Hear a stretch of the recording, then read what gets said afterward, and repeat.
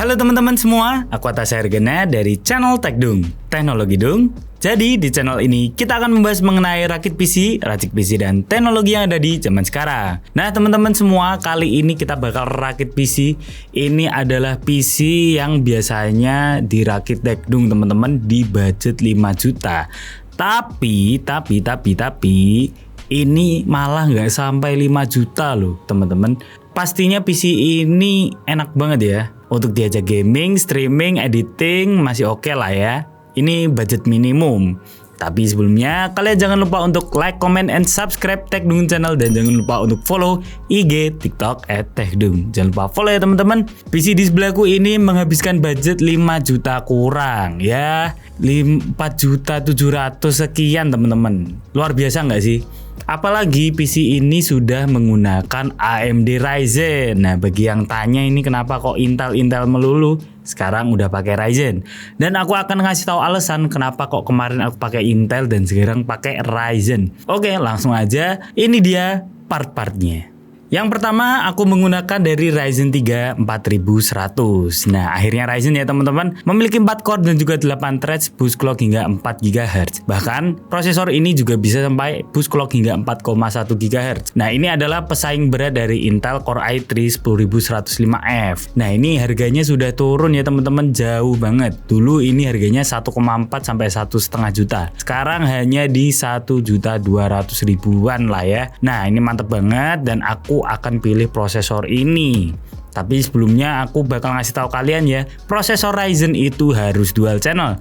Kalau single channel RAM-nya itu performanya sangat drop banget. Jadi makanya itu dulu aku selalu pakai Intel untuk mengedepankan upgradabilitas. Dikarenakan PC ini sangat budget mepet ya, biar performanya oke, ya udah kita pakai Ryzen. Kalian bisa dapatkan Ryzen 3 4100 dalam kondisi baru di harga segini. Untuk motherboardnya aku percayakan pada ASRock X370M. Nah ini adalah alasan kedua kenapa kok sekarang pakai Ryzen. ASRock X370M ini memiliki chipset X370, tapi boardnya ini hampir sama dari ASRock A320M Pro 4 ya teman-teman. Jadi jangan berharap banyak lah ya untuk performa dari motherboard ini. Hanya memiliki 2 slot RAM dan 1 slot M.2 yang support dengan SSD NVMe serta SATA. Gak ada kelebihan lain selain itu, tapi ada yang menarik, ini bisa untuk overclocking ya teman-teman karena chipsetnya X370. Kelebihan lainnya adalah harganya yang dipatok sangat murah. Nah kalau kalian mau ambil ASRock X370M ini, kalian bisa upgrade ke Ryzen 5000 series. Jadi ini mantep banget ya. Kalian bisa dapatkan ASRock X370M ini dalam kondisi baru di harga segini. Nah ini adalah alasan kenapa kok Ryzen dulu aku tinggalin ya teman-teman. Dikarenakan harus RAM-nya dual channel. Kalau misalnya Intel aku pakai single channel untuk upgradabilitas kedepannya. Nah di PC 5 juta kurang ini aku dapatkan RAM dari Kingston HyperX Fury DDR4 8GB kit berkecepatan di 2666 MHz. Ini adalah sayang dari rakitan PC ini, dikarenakan tidak ada opsi upgrade teman-teman. Ya adanya kalian lepas terus habis itu pasang yang baru 16GB. Tapi nggak apa-apa, ini adalah budget carry hori pakai banget. Apalagi ini pakai second teman-teman. Kingston HyperX Fury ini memiliki RAM berwarna hitam, cakep banget, sleek, minimalis dan juga nggak neko-neko. Apalagi brand dari Kingston sendiri itu udah terpercaya teman-teman. Jadi kalian kalau mau pakai RAM ini aman banget. Berkecepatan di 2666 MHz, tapi aku sangat bersyukur sekali karena motherboard X370M dari ASRock ini support untuk overclocking. Jadi aku berhasil untuk overclock RAM ini hingga 3200 MHz. Jadi untuk tes gaming nanti itu adalah dengan overclocking RAM di 3200 MHz. Pastinya performa dari Ryzen bakal keluar semuanya ya teman-teman secara optimal. Nah, aku dapatkan Kingston Fury Beast DDR4 8GB kit berkecepatan di 2666 MHz dalam kondisi second di harga segini.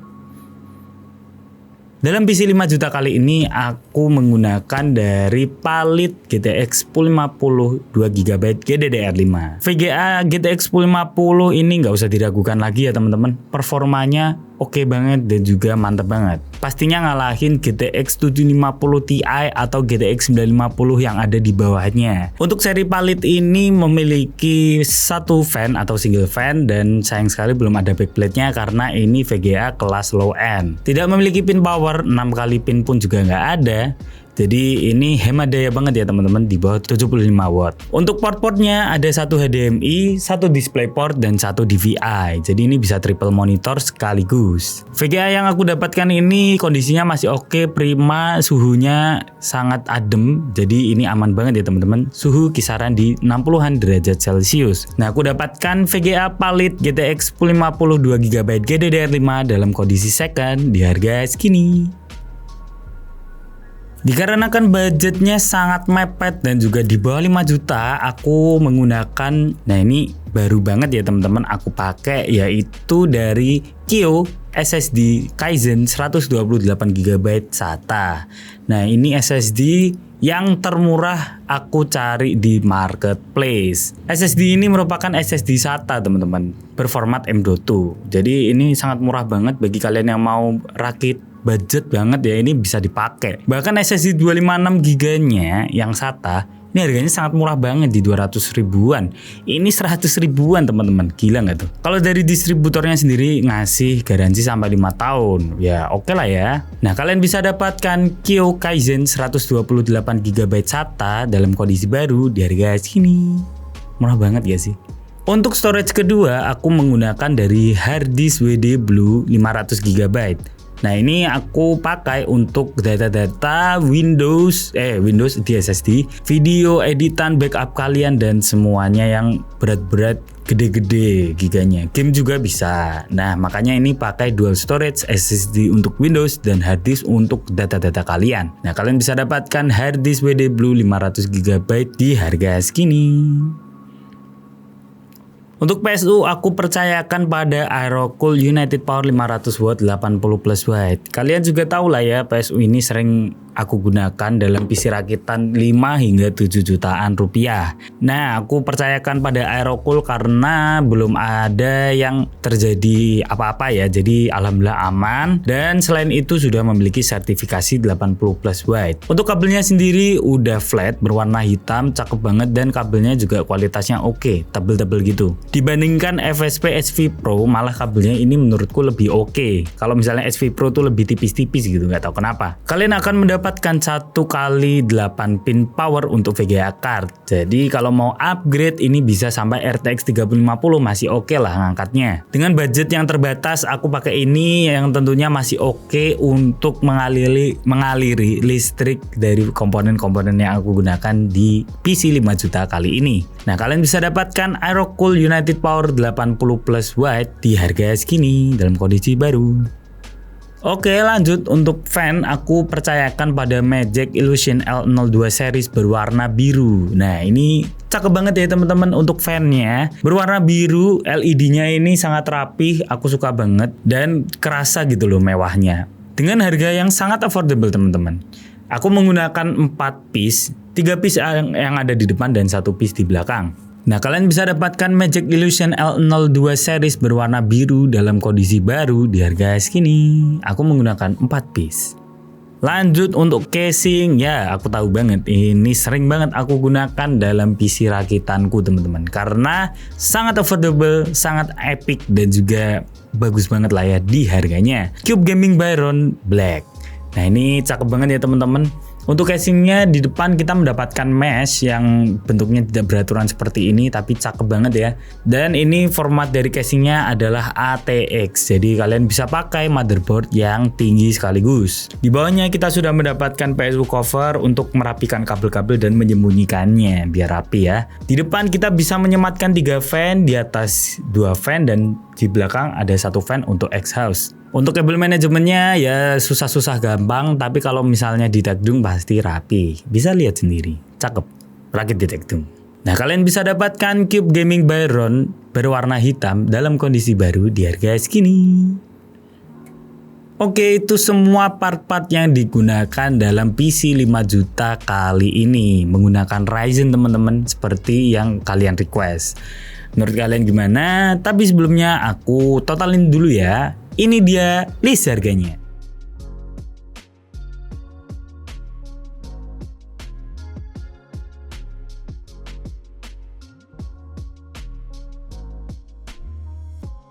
Oke, itu dia semua totalannya ya teman-teman. Gimana nih, worth it apa enggak? Tapi sebelum ngomong worth it, langsung aja kita cek ya untuk performanya. Ini dia benchmarknya. Valorant 1080p settingannya low kompetitif, kita mendapatkan 200 hingga 250-an FPS average. Wah, ini gila sih, nggak mau nyentuh 100-an.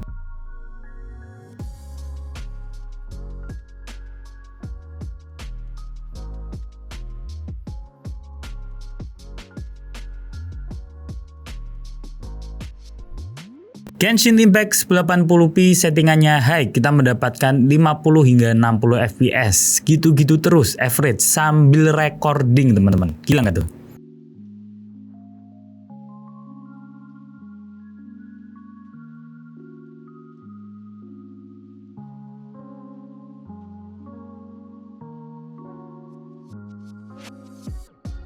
GTA 5 1080p settingannya high, kita masih mendapatkan 70 hingga 80-an fps. Pastinya nyaman banget nih main GTA 5.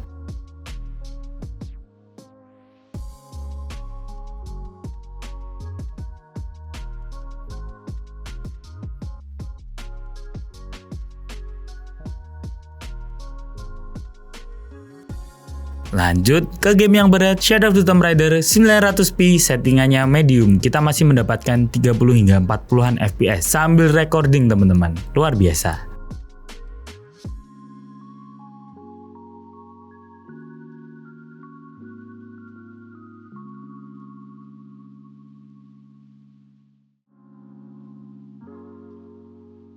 Forza Horizon 5 1080p settingannya medium dengan resolusi scaling di quality. Kita masih mendapatkan 40-an fps. Nyaman banget.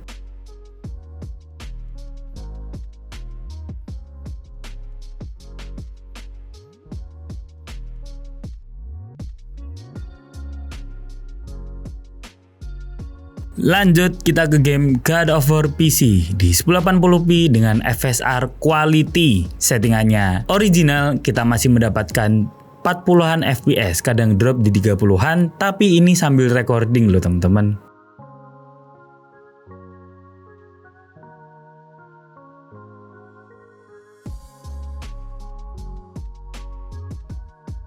Nah, itu dia performa dari PC 5 juta kurang dari Techdoom pakai Ryzen nih. Menurut kalian gimana? Worth it apa enggak? Langsung drop di kolom komentar di bawah ya. Kalau menurutku sendiri ini cukup mantep ya teman-teman. Keren lah ya. Untuk performanya juga sudah oke. Nah, tapi ini nggak luput dari kekurangan ya teman-teman. Pastinya dikarenakan yang pertama, kalau mau upgrade RAM nggak bisa langsung colok teman-teman. Melainkan kalian harus cabut RAM-nya, harus menjual dulu. Kalau aku ya menurutku ya bisa di-upgrade tapi agak sulit. Tapi di lain sisi kelebihannya ini juga banyak teman-teman. Yang pertama ini upgradabilitasnya di bagian prosesor dan juga VGA ini oke banget. Motherboardnya sudah support untuk Ryzen 5000 series, tinggal colok aja. Kalau saran dari Techdoom maksimal di Ryzen 5 5500 lah ya, masih oke. Untuk VGA card RTX 3050 masih mantep banget, colokin aja, PSU-nya masih kuat teman-teman. Yang penting consumption-nya pakai 1x8 pin PCIe Power VGA card ya. Nah, itu dia rakitan PC 5 juta kurang dari Techdoom. Kalau kalian mau rakit langsung DM di IG ya teman-teman, di deskripsi. Tapi jangan lupa untuk like, comment, and subscribe Techdoom channel. Dan jangan lupa nyalain loncengnya. Dan jangan lupa untuk follow IG TikTok @Techdoom. Jangan lupa follow ya teman-teman. Kita jumpa di lain kesempatan. Sekian dan goodbye. Nah.